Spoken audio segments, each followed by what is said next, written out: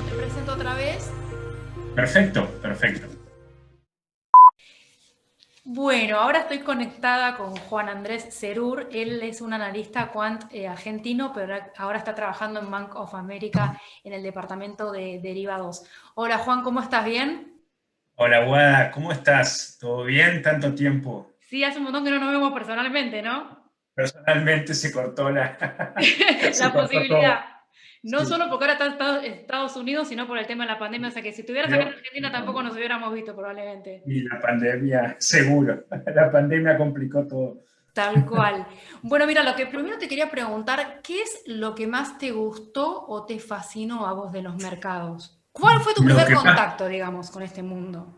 bien, mi primer contacto con los mercados fue cuando tenía 14 o 15 años.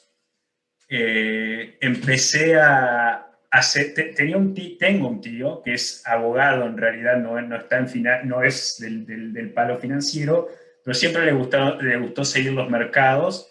Y yo escuchando de chico que hablaban, me empecé a interesar y así es como empecé de alguna forma a seguir los mercados financieros. Siempre me acuerdo, tenía 15 años sí, o 14, entre 14 y 15 me quedaba toda la noche, no entendía nada, pero me quedaba Claro. toda la noche mirando gráficos de futuros, los miraba y sin entender en realidad intentaba hacer algo, pero no entendía, soy honesto, no entendía nada. Y así es como empecé a estudiar ahí, a hacer cursos online, todavía no había comenzado la universidad, por supuesto, y creo que a los 16 o 17 años empecé a operar en una cuenta real que la tuve que abrir a nombre de mis padres porque yo era Ah, claro. menor, claro, y siempre me acuerdo, cuando hice clic para dar la primera operación, fueron acciones argentinas, no importa específicamente que por una cuestión de... Pero siempre me acuerdo, nunca, o sea, nunca me voy a olvidar cuando fue mi primera operación en el mercado. Y bueno, a partir de ahí, las finanzas, los mercados me empezaron a atrapar y me fui metiendo y dije, esto es lo que quiero para mi vida, sin duda. Mira, qué bueno. Y en ese momento, qué cosas leíste? O sea, antes, previamente a cuando estudiaste, después estudiaste economía. Sí, estudié economía. Pero en ese momento, ¿qué cosas leíste? ¿O simplemente te metiste ahí en la web? Vos sos de una generación en la que ya naciste con que existía la web, ¿no? En mi época ni existía. Claro. Sí, no, es verdad que el acceso también a Internet y demás, hoy en día, y ya en ese entonces hoy tengo 27, no es hace mucho, ya hacía las cosas más simples porque, por supuesto, podés encontrar cursos y demás. Y fui buscando en Internet cursos online, me acuerdo que tomaba cursos con un señor que él estaba en una universidad en Estados Unidos y daba cursos en general sobre mercados online y yo tomé algunos. Después tomé cursos, empecé a meterme en el mundo de opciones, empecé a usar la típica calculadora de Black-Scholes en un Excel y cosas así. Y bueno, ahí empecé, honestamente, sigo insistiendo, sabiendo muy poco, o sea, no sabía prácticamente nada. Las decisiones que le tomaba eran, no sé, y en Claro. función de análisis que hacía yo, pero muy, análisis que no agregaba valor. Seguramente si hacía selección random de activos me iba igual o sea, y, y bueno, y así fue como comencé haciendo cursos y después, bueno, por eso me volqué también a estudiar economía y Claro, ahí siguió mi y a nivel carrera. resultados, ¿cómo te iba en esa época? O sea, vos Bueno, empezaste sí, perdiendo, te fue bien, porque eso marca un montón la carrera, ¿viste? Según la gente que voy sí, entrevistando. sin duda, me marcó, siempre lo digo, me marcó mucho porque empecé muy bien, pero no porque haya hecho yo las cosas bien, sino porque tomé un mercado muy alcista, Claro, compré acciones, después opciones calls, es decir, estaba expuesto al movimiento alcista de forma muy significativa y por supuesto eso hizo que me vaya bien. Después el mercado, como decimos en la jerga, perdón, se pegó un palo, sí, yo perdí y ahí fue cuando hice un clic. Al principio, como todo joven, cuando empieces y te va bien, te crees que podés entender los sí, mercados bien y cuando te pasan esas cosas, como por ejemplo perder todo, literal, vacié mi cuenta. claro. Y ahí te das cuenta que, bueno, si quiero hacer esto, tengo que hacerlo de forma seria o no, si no, no existe. pero creo, vos lo mencionaste, sí, me marcó en el sentido de decir, tengo que estudiar en principio y en otro lugar los mercados son complejos, no es algo simple, no es algo Claro. que te vas a meter y te vas a hacer rico de la noche a la mañana, como mucho joven por ahí sueña con eso. Muchos creen en No, eso y caen en flor de trampa, claro. sí, Claro, tal cual. es una gran enseñanza. Por suerte es poca plata, en mi caso era poca plata, entonces tampoco es que te va a marcar te marca para bien, diría. Claro, porque te Gran obliga, enseñanza, digamos, a entender, o sea, a estudiar, a aprender. sin duda. Es un clic que decís, bueno, o estudio o me dedico a otra cosa porque O sea, que vos ya, cuando te metiste en la carrera, vos sabías ya que te ibas a dedicar al mundo de los mercados financieros. sí. Eso es, Sí. Desde un principio, sí, me gustaron los mercados y sí, ya sabía, tenía en claro que me quería dedicar. No estaba seguro en qué, porque después uno va aprendiendo que los mercados, el mundo de las inversiones es súper amplio, es todo claro, un mundo dentro de otro, pero quería en ese rubro, en ese sector. No sé, no sabía bien qué, claro. pero así es como comencé. Vos sabés, yo te conté que hablé con José da Pena antes de hacer esta Bien, entrevista para preguntarle, bueno, qué cosas me podía contar de vos, porque una cosa que me llamó a mí la atención es que vos fuiste, no sé si ahora tenés todavía ese cargo, pero vos estabas como secretario académico del máster exacto. de Sí. finanzas de UCEMA siendo muy joven. Entonces yo le pregunté, bueno, que si él había detectado algo especial en vos, viste, a nivel capacidades. Y me dijo que vos habías sabido aprovechar cada una de las oportunidades. Me pareció re interesante lo que me dijo, porque es como que, no es que me dijo que no eras inteligente, todo lo contrario, pero yo esperaba una No, respuesta de ese estilo, que me diga, no, tiene una capacidad, es brillante. No, me dijo, él supo aprovechar cada una de las capacidades de oportunidades, perdón, que se le presentaron, y me habló de que, bueno, que ganaste un concurso de Prodibur, ¿viste? El sí, Prodibur, ¿no? Sí. exacto, de Prodibur. Sí, quiero que me cuentes de esa parte, ese tipo de concursos y esa actitud que me pareció re bueno que él la destacara, ¿no? De esa experiencia, por ejemplo, la de Prodibur, ¿qué me podés contar? Aparte vos ganaste en la categoría que incluía gente extra UCEMA, no es que ganaste una cosa Sí, interna. no, fue a nivel nacional, que incluía universidades y profesores de todas las universidades que participaban de Argentina. Claro. ¿Y cómo fue? ¿Qué puedes contar de eso? Porque fue hace bastantes años, ¿Y ¿puede ser? cómo? Fue Sí, hace bastantes años, ¿no? sí, eso fue cuando yo estaba haciendo en realidad el máster en finanzas en UCEMA Sí. en 2016, o sea, habré tenido 23 años, por ahí, o 20, sí. Fue en el máster, cuando estaba haciendo el máster en finanzas en UCEMA, que lo hice cuando terminé la carrera en 2015 de economía, seguí con el máster en UCEMA. Y como dijo José, sí, yo intentaba todo lo que me gustaba y que veía que podía agregar valor, me metía. Entre esas cosas me metí a hacer eso.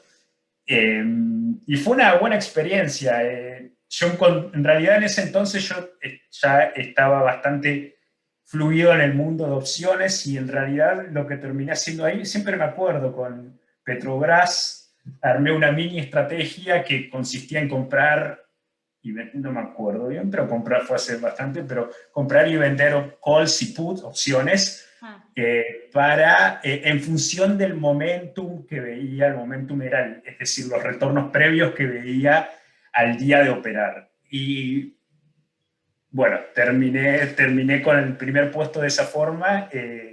Siempre me acuerdo, fueron retornos del 56% en pesos en ese entonces, en el periodo, creo que duró 3 meses. No, el aprendizaje es como muy bien dijo José, es que aprendés que hay que aprovechar el tiempo y hay que aprovechar en cada situación que se da en tu vida, hay que aprovechar hay que intentar explotar todo el potencial, tanto de la parte de uno como del contexto de lo que se presenta, es decir, darlo todo, básicamente, claro. al 100% y sí, es un gran punto porque yo no me considero una persona muy inteligente, muy brillante. De hecho, yo ahora trabajo en algo que es muy matemático. Vine a Estados Unidos a estudiar matemática. Sí, sí, ahora te Nunca iba a fui preguntar bueno por eso, para, sí. pero nunca fui bueno para la matemática, no. Ah, No creo que... De hecho, me considero lento para la matemática, por sí. decirlo de alguna forma.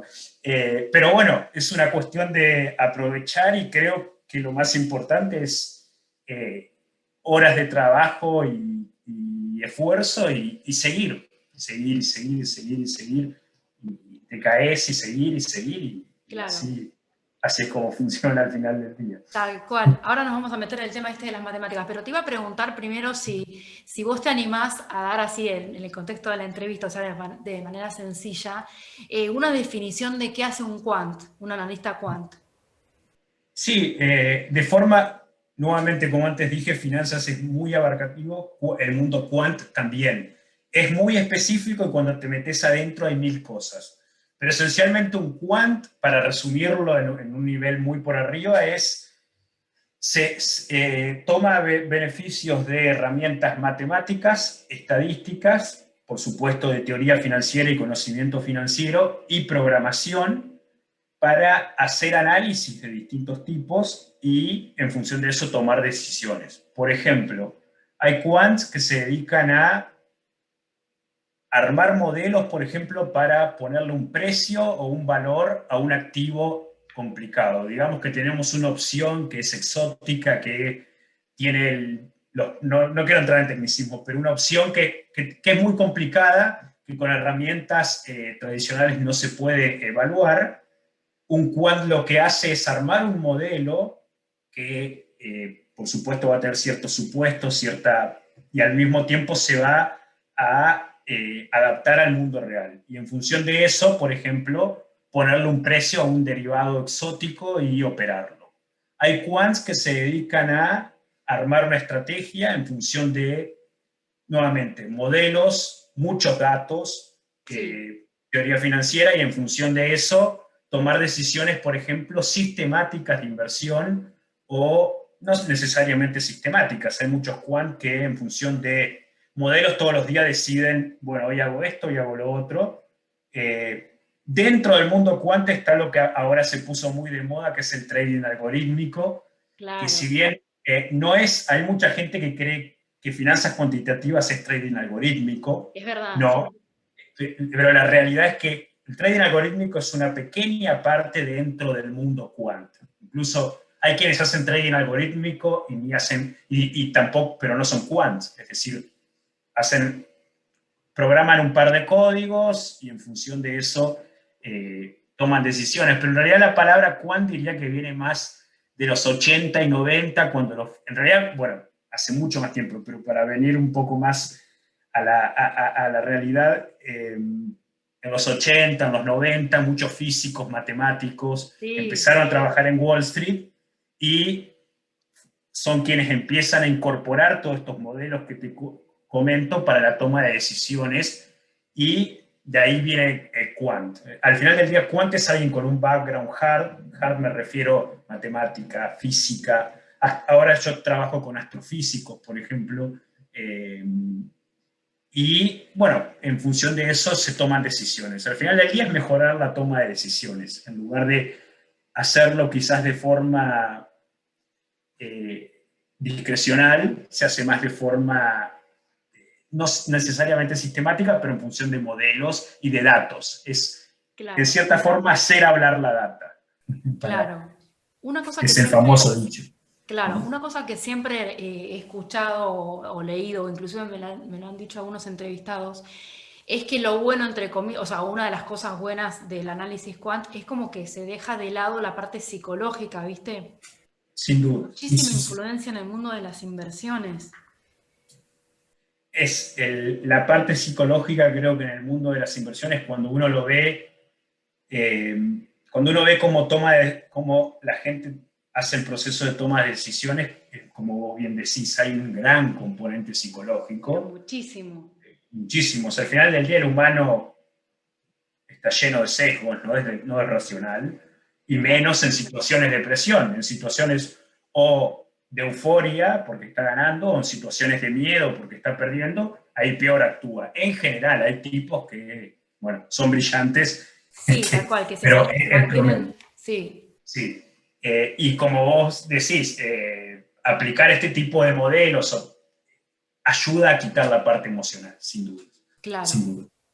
Vos te fuiste ahí a Estados Unidos a hacer para un máster en matemáticas financieras, ¿no? Sí, exacto. Vine en 2019, sí, a hacer un máster en matemática aplicada a finanzas en NYU, en Nueva York. Y bueno, y acá me quedé, la verdad que fue en términos, una de las mejores experiencias que tuve en todo sentido, a nivel carrera, a nivel educativo, por supuesto a nivel personal, vivir en Nueva York es muy lindo, siempre me gustó, entonces como que Claro. quería estar acá. Eh, pero sí, me vine a hacer un máster en matemática y bueno, lo terminé el año pasado, ya trabajando en donde estoy trabajando ahora, en Bank of America, y bueno, ahora sigo acá en... Te quería preguntar primero, porque cuando me quedé pensando cuando me dijiste como que no eras, que no eras rápido, digamos, para las matemáticas. ¿Eso lo sentiste cuando fuiste a hacer este máster? O sea, ahí lo Sí, sentiste realmente, sí, sí, es o sea, por el mucho. nivel de... Acá ocurren dos cosas. Primero, para lograr que me acepten, como es un máster en matemática aplicada, usualmente no aceptan gente de economía o de finanzas, o aceptan muy pocos. Ah, Eh, Primero entonces empecé a ir en Buenos Aires a la UBA, creo que con vos ya hablamos de algo de esto, yo sí. tengo un equipo de research en la UBA con los muchachos del doctorado en matemática, Ah, sí, sí, que me has son muy, contado. muy buena gente y sin duda son muy buenos en matemáticas, son doctores en matemática, Claro. y yo empecé a ir con ellos y tomar cursos del doctorado en matemática para mejorar mis habilidades Ah, con claro. todas las limitaciones que, como te digo, que tengo. Y empezamos de hecho, pudimos escribir algo con el director del doctorado. Yo tuve la oportunidad de ir a presentar un trabajo a una conferencia del Instituto de Matemática IMPA de Brasil, que justo era el cumpleaños de Bruno Dupir, que es uno de los grandes de Wall Street, del mundo quant, es un francés que hoy está en Wall Street laburando, lo tuve de profesor después, por suerte, en NYU, es Ah, un sí. superestrella, sin dudas, y tuve la suerte de ir a un cumpleaños de él en donde se hizo una conferencia en Brasil, en un hotel, presenté mi trabajo, entonces fue todo, creo que 2 años me preparé, y bueno, finalmente apliqué Y te aceptaron. para... fue mucho tiempo y me aceptaron en el máster acá en matemática. ¿Y por qué lo difícil? Primero que yo era el único, como antes te dije, que venía de economía. Éramos 35 alumnos y son todos o matemáticos o físicos o ingenieros, de alguna rama de ingeniería. Eh, entonces, la primera materia que tengo es una que se llama cálculo estocástico, que incorpora materias de matemática muy avanzada y era a nivel doctoral. Entonces ya ahí ya no sabía dónde meterme, Claro. honestamente. Entonces, ¿Qué haces? bueno, ¿Qué hago acá? Me quiero volver.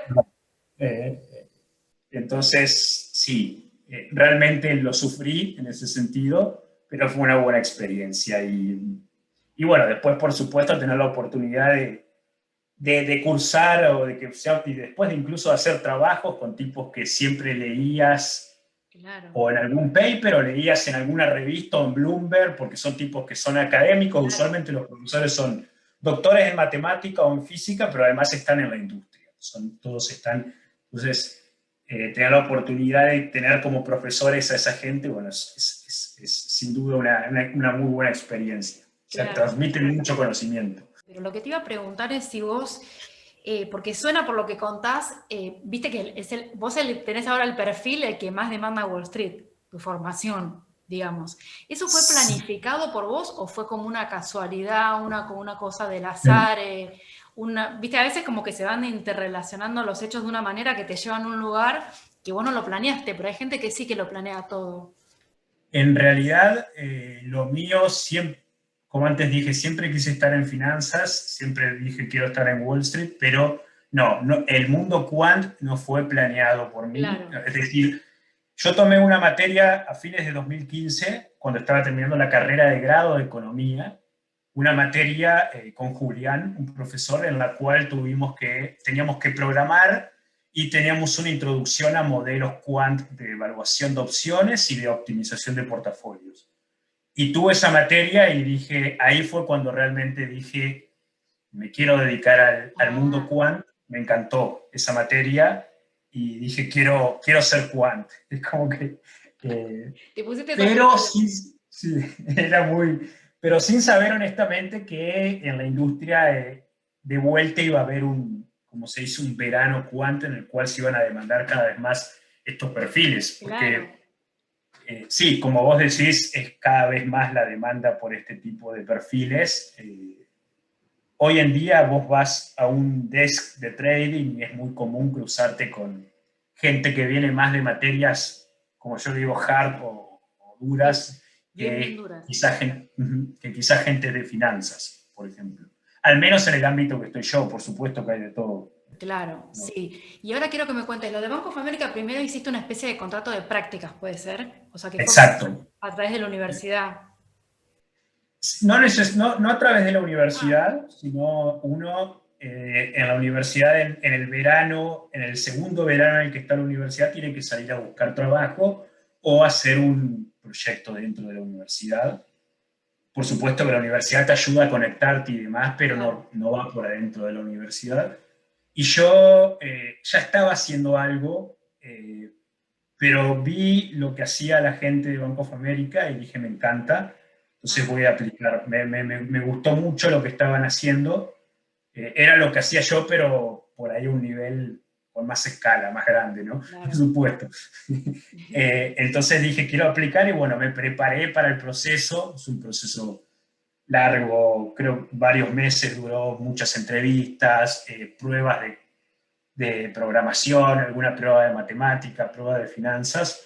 Y bueno, finalmente tuve la oferta para hacer la pasantía de verano, como se llama acá, que en realidad es full time, es tipo una pasantía, pero full time. Es decir, Y y eso, bueno, fue un año típico por la pandemia, ¿no? claro. ¿Y eso en qué sector del banco lo hiciste? ¿Qué hacías En el, concretamente? ¿Es lo mismo bien, que haces ahora? exacto, es Ah, donde estoy ahora, que es en el sector de derivados, de equities, que se enfocan en hacer estrategias quant para distintos tipos de inversores institucionales. Son, sí, me interesa eso. un montón que me cuentes de tu día a día, o sea, como vos me decías que trabajabas, por ejemplo, con astrofísicos. Es un mundo que yo ni me lo imagino, por eso digo que me cuentes un poco cómo son cómo es un día tuyo ahí. O sea, ¿interactúas con quién? Sí. Bueno, ahora en este momento estoy trabajando desde mi casa por la Claro. pandemia, todavía no volvimos a la oficina, eh, pero el día a día hay mucha interacción en el equipo, en el cual sí, como te decía, tengo compañeros de equipo y managers que son de distintos perfiles, entre ellos físicos, ingenieros, matemáticos, astrofísicos. Y no, el día a día es muy intenso, usualmente arrancamos entre 7:30 y 8 y no hay punto en el que se para. Es decir, yo ahora probablemente terminamos la entrevista y sigo trabajando sin dudas. Eh, sí, es básicamente el día entero. Y el día a día es testear ideas, seguir los mercados y ver qué está pasando, intentar con nuestros modelos ver qué está ocurriendo. Y gran parte del trabajo después es volcar todo esto que es quizás muy complejo a palabras cotidianas, porque muchas veces hay inversores que por supuesto no son quant o no son Claro. muy técnicos y el inversor es una gran parte en el mundo financiero que es el trato con el inversor y la confianza que uno es capaz de transmitir a los inversores. Al final del día uno puede tener el mejor modelo y la mejor estrategia, pero si fallan las otras partes, la vida en el mundo financiero es corta. Tiene que haber un balance entre los distintos puntos. Entonces, una gran parte del trabajo es la capacidad de poder transmitir todas estas ideas, que son modelos complejos, en forma muy simple a inversores en general. Sea con gráficos, sea con un breve texto explicando, pero a veces eso es un desafío, porque siempre a los que estamos en este sector nos gusta hacer la parte más hard, pero a mí particularmente también me encanta la interacción con clientes, así que lo Claro. disfruto igual. Claro, pero los clientes son institucionales, dijiste. Sí, son usualmente gestores de fondos de todo tipo, fondos mutuales, hedge funds, fondos de pensión, o distintas instituciones financieras que hay acá, que hay muchas en Estados Unidos, pero son institucionales. Sí. Claro.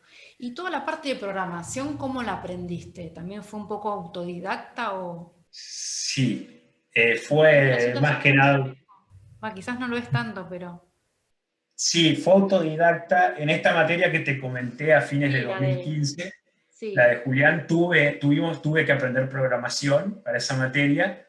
Después en el máster en finanzas en UCEMA tomé bastantes materias que requerían programar y por Ah, eso es que también fui aprendiendo y después practicando. Siempre, yo, bueno, hasta hace poco di el último curso en UCEMA de estadística y siempre a los alumnos les digo, programar es practicar. Es mm, decir, es básicamente como aprender a hablar, que uno puede tomar cursos, pero aprendes mejor cuando, si te vas y hablas en el día a claro, día. sí, lo pones Bueno, en programar práctica. es muy parecido, exacto. Es práctica y práctica y práctica. Al principio te trabas, después quizás estás 5 horas trabado y era un error mínimo, y bueno, y Claro, así. Y después se va internalizando, se hace algo del día a día, es como que, claro. pero es Pero por ejemplo, ahí práctica. en Bank of America estás usando programación, o sea, dentro Sí, de lo que vos... Ah, sí, todo el tiempo usamos, sí, la gran mayor parte de las cosas las hacemos, sí, con programación, programando en distintos lenguajes en los que se usan los más utilizados que todo, pero sí, es todos los días. Programación, manejo de bases de datos y por ahí pensar modelos. Hay veces que estás pensando, bueno, ¿cómo puedo encontrar una solución a una estrategia que quiero que ocurra un determinado evento? Bueno, y uno tiene que empezar a estudiar, ver los modelos, por ahí estás días y días y no te entra, y no, lo discutís con los miembros del equipo sí, y uno da una opinión, otro hasta que se llega a algo. Pero claro. eh, por más que parezca un trabajo muy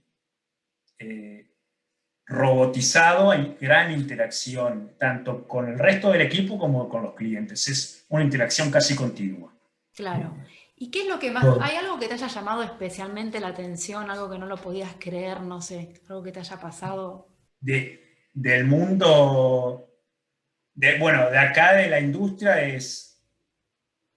uno lo ve de afuera, pero cuando lo ve adentro es más impactante los volúmenes que se manejan en Claro, términos de, bueno, en Estados Unidos las operaciones son mega gigantescas a nivel institucional claro, y algo que es día a día es la gente tan inteligente que conoces. Es decir, por ahí uno está acostumbrado a creer que, bueno, no sos el mejor, pero está acostumbrado a creer soy muy bueno. Y sí, cuando ves la gente con la que trabajas, decís, wow, hay mucha gente inteligente, muy capaces y dispuestos a darlo todo. Usualmente el perfil es, trabajan mucho, muchas horas, y mm, son muy inteligentes, muy rápidos, claro. muy creativos, proactivos, es decir, hay un set de características que se ven clave y eso a mí, trabajar en ese ambiente me apasiona porque realmente es algo que aprendes todos los días de trabajar con esa gente. Claro, todo el tiempo. Vos estás como, como fijo ahora, ¿no? Es un Sí, contrato exacto, exacto. Sí, temporario, sí, nada, sí. o sea que no ni pensás en volver acá a Argentina, obviamente. Y no, dadas las circunstancias y la verdad que estoy muy bien acá, mi objetivo es seguir avanzando y progresando acá. Sí, por el momento, no, Argentina.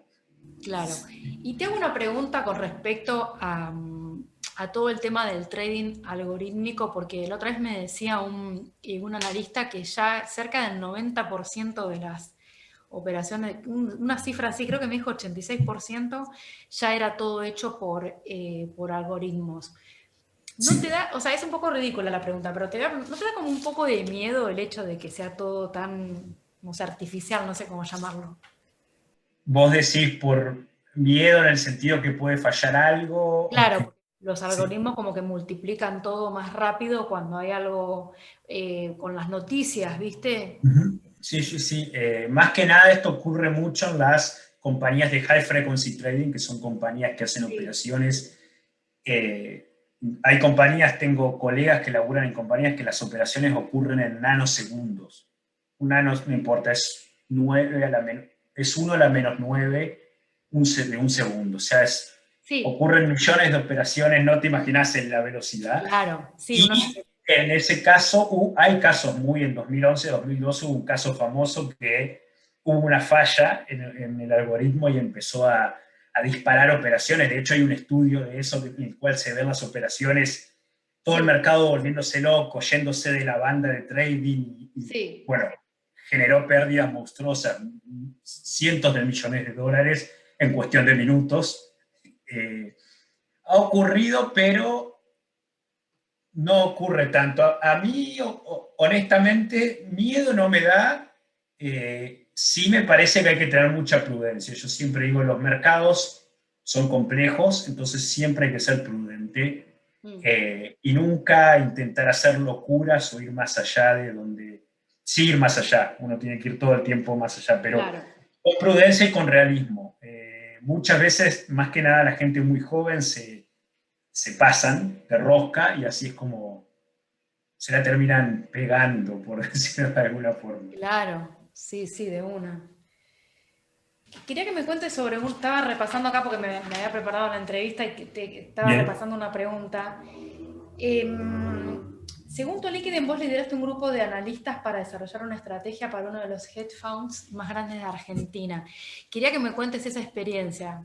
Eh, Sí, bueno, eso fue una muy buena experiencia. Lo que tuvimos que hacer, no importa, es sí, uno de los fondos más grandes que en realidad opera en toda Latinoamérica. Es un hedge fund muy grande y lo que tuvimos que hacer fue básicamente desarrollar una estrategia que de forma sistemática eh, de, encuentre puntos de entrada y salida en el mercado para hacer lo que se conoce como arbitraje estadístico. Es decir, pongámoslo en un mundo simple, cuando hay dos acciones que usualmente se mueven juntas sí, y por ahí hay una dislocation entre ambas, entonces es una oportunidad para quizás tomar una posición long larga en una y posición corta en la otra. También se puede hacer con derivados. Entonces, esto por supuesto se extiende a un portfolio de acciones, no solo a dos, pero para sí, dar el ejemplo. sí, Y bueno, eso, ¿en qué consiste un trabajo así? Primero investigar mucho qué se está haciendo.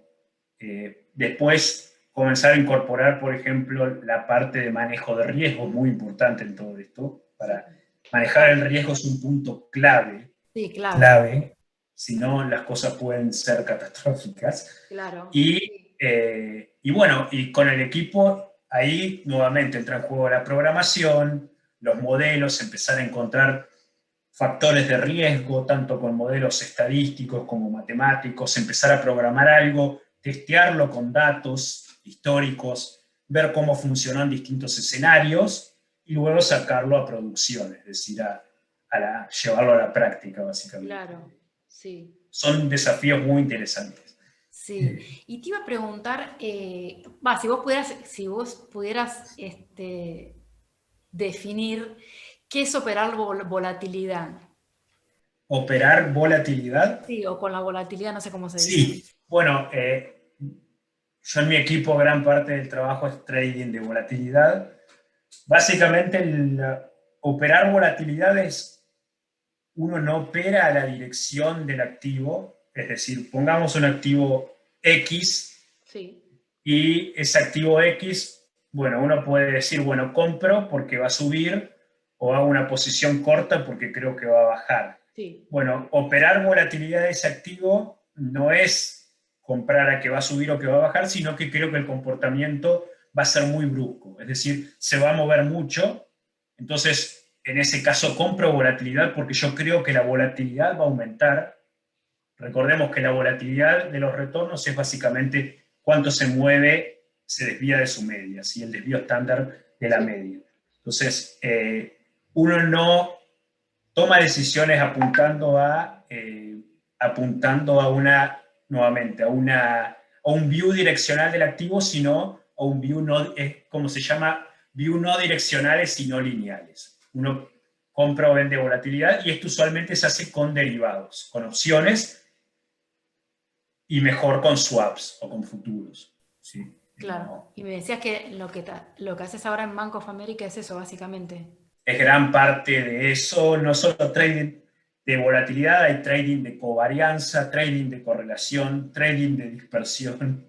Es decir, Sí, en todos uno no hace un view direccional del activo, sino hace views de cómo se va a mover, de cómo se van a mover dos activos relativos, de cómo se va a mover un sector con respecto a otro, claro. un país con respecto a otro, y en función de eso uno toma decisiones, y ahí nuevamente entran en juego los modelos. Muchas de estas cosas dependen de un modelo al cual uno lo arma para que brinde la información necesaria para tomar esa decisión. Claro. Y te voy a hacer una pregunta, no sé, quizás es ridícula, pero se me acaba de ocurrir una conexión que hacer. Todo este mundo, el de los quants, en un contexto de no tanta liquidez como el actual, ¿tendrían el mismo tipo de oportunidades o no?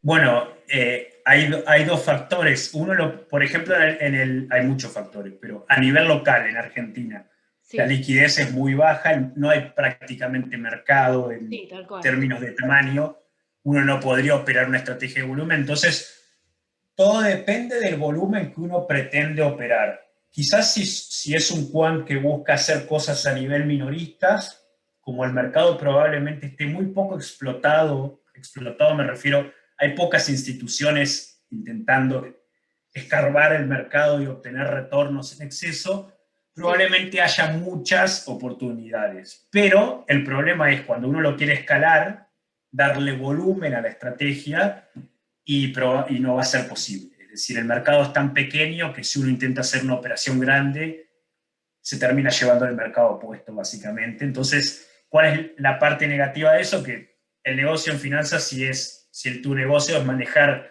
plata institucional, en un mercado como este no lo podés hacer, ¿no? Porque claro, pero ahora estás en, vas, en- en el otro extremo. Yo me refería a la ahora liquidez sí, que hay ahora en Estados Unidos en este momento, que es histórico, ¿viste? ¿Eso a sí, ustedes los favorece o no? sí, sí, en cierta forma sí. Que haya siempre un mercado que se mueva en condiciones, en mejores condiciones, es más saludable para todos, pero en general lo que hacemos nosotros no depende tanto de la dirección o de la tendencia general del mercado. Ah, Como hoy decía, no tenemos exposición direccional en general, claro, entonces no nos impacta si el mercado está volando o si está cayendo. Tenemos exposición a otro tipo de riesgos, no a la dirección del mercado. Quizás ahora se entiende más lo del trading de volatilidad. Eh, según yo te estoy siguiendo, quizás no te estoy siguiendo bien, no, pero se me ocurre que para lo que haces no importa tanto el mundo de las noticias, ¿o sí? usualmente no, más allá de que puede haber noticias que generan un shock abrupto y Mm, empiezan a descontrolar todo el sistema del mercado, sí, usualmente impactan menos. Pero así todo uno lo sigue. Por ejemplo, ahora hablar de la Reserva Federal y están todos especulando qué va a pasar y en función claro, de eso cómo se va a comportar el mercado. Porque hay que pensar que en mi caso el mercado de volatilidad también se mueve en función de lo que ocurra. Quizás si es una noticia muy importante que la Fed decide de sí, repente iniciar la contracción fuerte de activos, bueno, a todo el mundo le va a impactar negativo o positivamente, pero va a claro. impactar. Claro. Y te iba a preguntar ahora que hablamos un poquito de la Fed por el tema de la inflación. Nosotros estamos recontra acostumbrados seguramente a la inflación. Acá la inflación es súper normal. Pero ahí en Sí, Estados Unidos hay un debate gigante de si va a ser transitorio o no. exacto. ¿Vos lo percibís con la gente que vive ahí que se está hablando de la inflación? O sea, ¿a la gente le preocupa realmente? No, en el día a día esas cosas no se perciben. En general uno no no, muy poco. Es decir, eh, lo Es un percibo tema todo el tiempo nuevo. cuando estoy, sí, O sea, para la gente perdón, normal, para la gente normal, no, ¿es un tema nuevo o no? es un tema, si bien hubo otras épocas de inflación, hace mucho tiempo no ocurría y eh, al final del día no termina impactando tanto en el bolsillo de la gente, quizás como si los focos inflacionarios en Argentina, que realmente tienen un daño muy alto. Entonces es algo que no está todo el tiempo en la cabeza de la persona. Claro. Yo salgo del mercado, voy afuera y nadie está hablando Nadie de la habla de la... inflación. Claro. En Argentina uno esté en la industria financiera o no, todo el mundo Claro, saca por el eso te tema lo decía. dólar. Claro. No, acá no. De hecho, yo tengo profesores que estaban estudiando o estaban en Estados Unidos cuando ocurrió la crisis de 2008 y según dicen, bueno, por supuesto hubo sectores que perjudicó mucho, pero en general tampoco la gente es que se estaba preocupando mucho, más allá de que los mercados y la economía se hundía, Claro. la gente no está hablando porque es como vos bien dijiste, no es algo que vive en el día a día como si en Argentina, que es, bueno, mañana cuánto va a estar el dólar, bueno, cuánto va a venir la inflación este mes. No, acá no. En la vida cotidiana no se nota. Y lo que te iba a preguntar también, se me ocurre que en tus compañeros ahí de trabajo que me decís, bueno, que tienen estas profesiones tan interesantes y todo eso, ¿les debe llamar la atención tu nacionalidad o no? Yo viví unos años en España y Sí, iba a sí. cubrir ruedas de prensa, era como una, decía que yo estaba así como periodista y bueno, ni sabía la gente, o sea, lo que exponían, ¿no? Pero cada dos por tres estaba un ejemplo de Argentina, me daba una vergüenza a mí, y siempre, la excepción era Argentina, ¿viste? Por eso te pregunto si les llaman la atención, si sienten curiosidad, si te preguntan. Eh, Me han preguntado cuando hubo noticias fuertes, bueno, dije, por ejemplo, cuando Argentina ahora le bajaron la calificación hace poco, bueno, ahí fue, sí, ¿qué pasó con tu país? En ese tipo de eventos sí, o sea, hay una noticia muy fuerte, sí. También yo en mi equipo hay gente de Europa, gente de Europa y norteamericana, y bueno, y yo en mi caso de Sudamérica, pero eh, preguntan cuando hay eventos. Recuerdo siempre el día que fue hace poco que nos bajaron la calificación. Sí, era todos. Mandaba las noticias de Bloomberg, ¿qué pasó? Claro, ¿qué pasó? Te preguntaban a vos. Sí, y bueno, qué sé yo, qué pasó, no sé. No lo sabías ni explicar. Es Argentina. Claro. Y vos, a nivel personal, como inversor, ¿cómo sos? O sea, haces tus inversiones a tu manera, o sea, bien cuantitativas, ¿o no? Sí, sí, sí, sí. Sí, sigo, o sea, mi perfil de riesgo es agresivo moderado y, y tengo Ah, mis estrategias, más allá de que, por supuesto, yo tengo muchas restricciones para invertir. Claro, por ser empleado de un banco, ¿no? Sí, Sí, pero dentro de lo que puedo, sí, uso la forma que, bueno, que yo aprendí y que yo sé hacer, ¿no? claro, Siguiendo modelos quant o estrategias en general de corte cuantitativo. Es realmente en lo que confío y lo que sé que a mí me puede salir bien. Entonces, en función de claro. eso sigo mis inversiones. La parte activa de mi portfolio sigue ese tipo de estrategias. Sí. Y te iba a preguntar por el tema de los inversores, ¿viste? Los inversores minoristas, que se agrupan a través de Reddit y todo eso. Estando ahí en Sí. Estados Unidos, porque acá en su momento como que, viste que todo el mundo hablaba de ese tipo de inversores. Ahí en Estados Unidos, ¿cómo es la parte de inversión minorista? ¿Es realmente tan A ver, masiva? No sé bueno, qué palabra usar. O sea, sí, realmente mucha gente... acá hay una cultura financiera muy, muy, muy alta, entonces Claro. hay, o sea, el empleado general, no necesariamente del mundo financiero, tiene ahorros y los invierte. Sí, bueno, con esto de la pandemia hubo un boom, Sí, porque ocurrieron muchas cosas. Entre ellos, muchos no iban a trabajar, estaban en su casa y dijeron, bueno, tengo que buscar algo nuevo. Y por más que está demostrado empíricamente que el 96% de los inversores minoristas pierden, todos decían, bueno, quiero ganar algo y me meto. 96% decís. De inversores minoristas usualmente pierden frente al mercado. Es decir, si esos inversores comprarían de forma pasiva un índice del mercado, probablemente les iría mejor. Sí. Eh, ¿Cómo es eso? está documentado. Explícalo para que se entienda. ¿Qué significa de forma pasiva? Es decir, yo puedo decidir, tengo un capital, decido, bueno, voy a hacer trading en el cual compro y vendo día a día o semana a semana en función de, bueno, uno ve en Twitter en función de gráfico. En Claro, Twitter, sí, lo que el te análisis, quieras guiar, claro.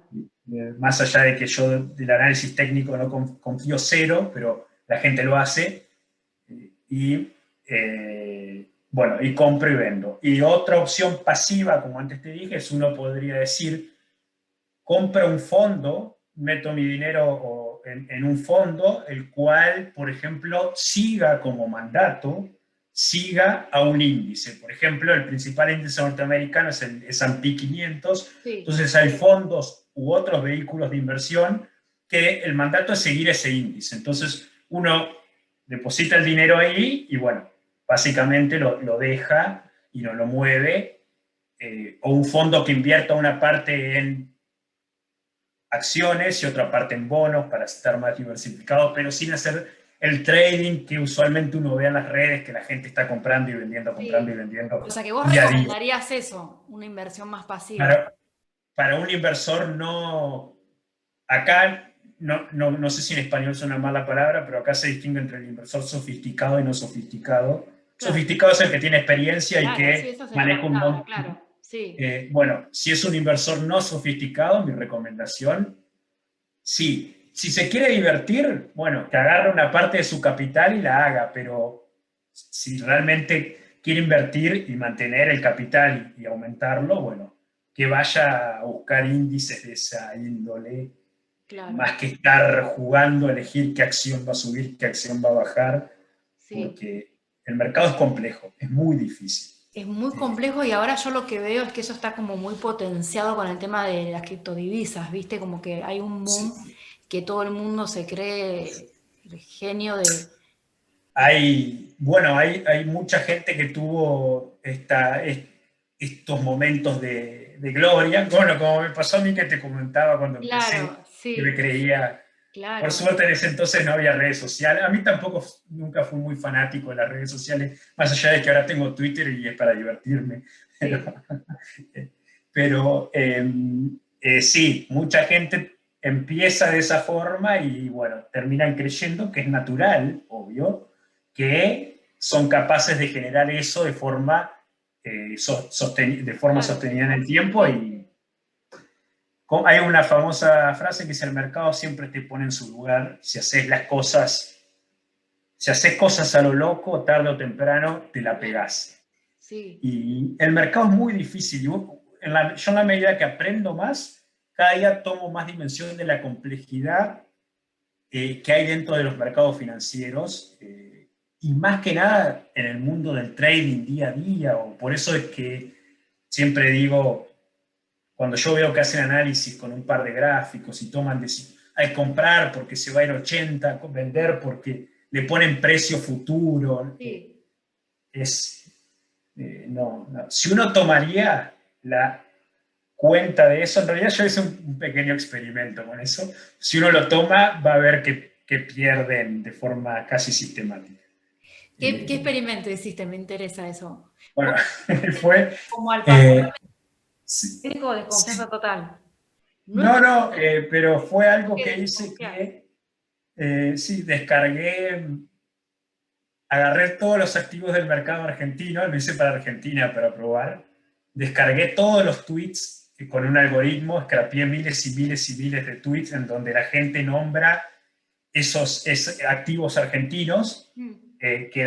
dicen hay que comprar Galicia porque se va a ir Sí, sí, a sí. $30, o hay que comprar, sí, o vender Lleno de tal, gente así, sí. todo.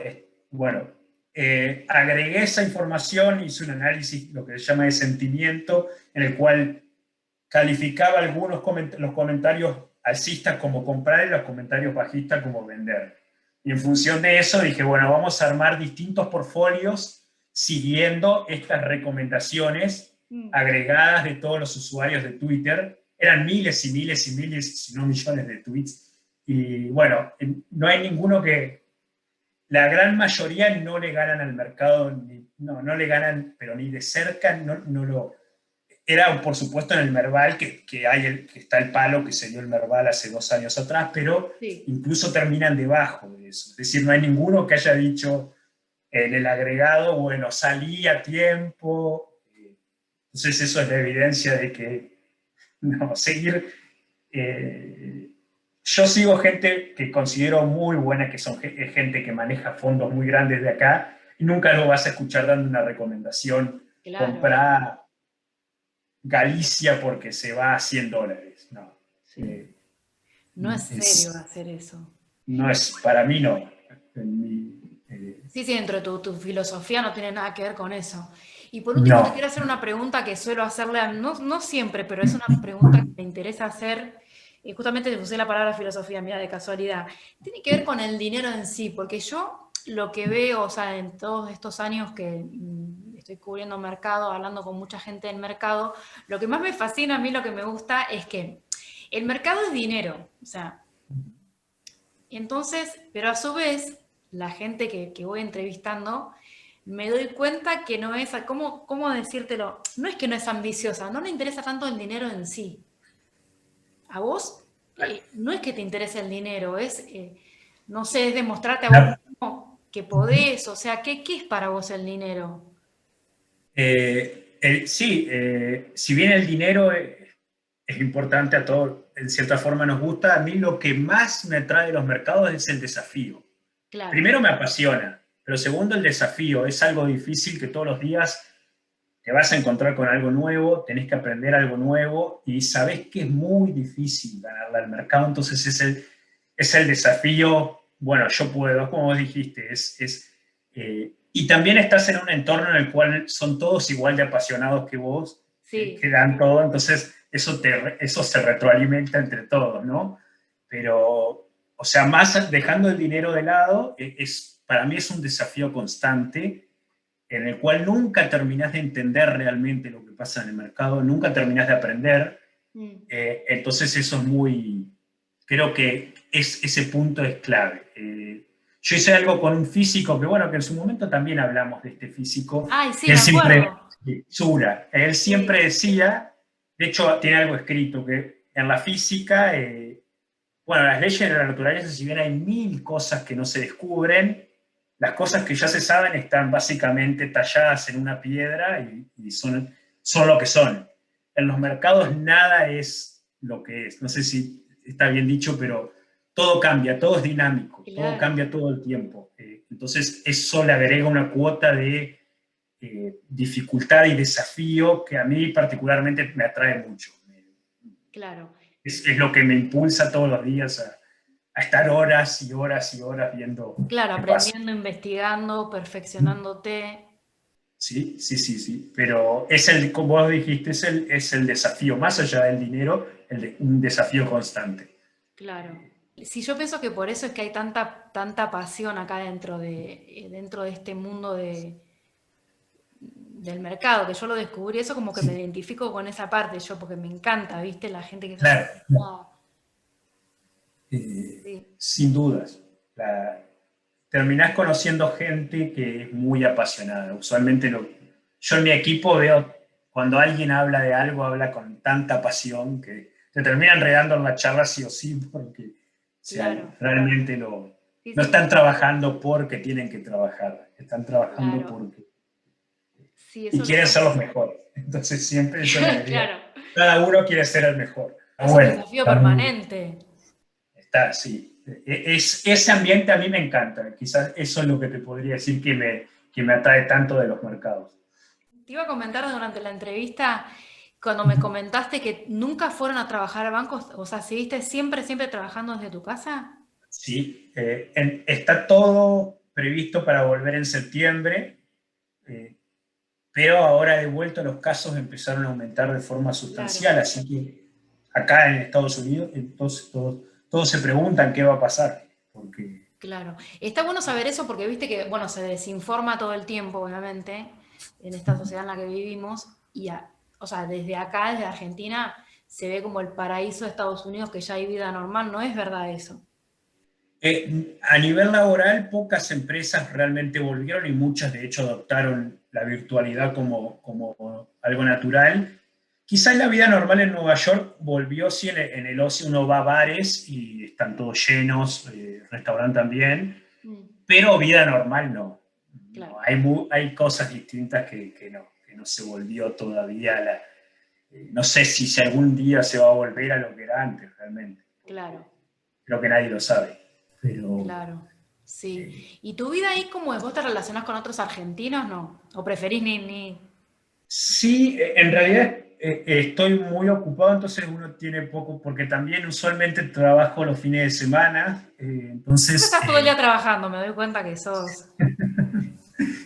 lo hago por gusto igual, realmente me gusta. Entonces, Sí. pero tengo amigos de Uruguay, de Argentina también, pero la relación no es como la que uno tiene en Argentina, que Claro, yo cuando vivía en Buenos Aires era 3 veces por semana juntarnos a cenar con mis amigos. sí. Acá no, es mucho más distante. Es muy diferente la vida fuera de Argentina. Sí, es Sí, muy distinta. sí, La gente no acostumbra, más allá de que van a bares y demás, a juntarse de forma tan frecuente con no, los amigos, por ejemplo, una tarde a hacer algo, como se hace en Argentina, eso es un gran cambio, sin duda. sí, eso es impresionante. Por ejemplo, yo como que vivía en España, rara vez me invitaron a una casa, es como que siempre todo en un bar, vamos a comer afuera, acá, allá. Es muy diferente la vida. Sí, sí, sí, sí, es sin duda. Es un cambio bastante fuerte. Sí. Bueno, Juan Andrés, muchas gracias por la entrevista. Hacía mucho que no nos veíamos la cara, es verdad. Así que, bueno, te despido. Nos estamos Bueno, viendo. muchas gracias. Estamos hablando y bueno, esperemos que siga todo bien. A ver qué pasa con esta pandemia.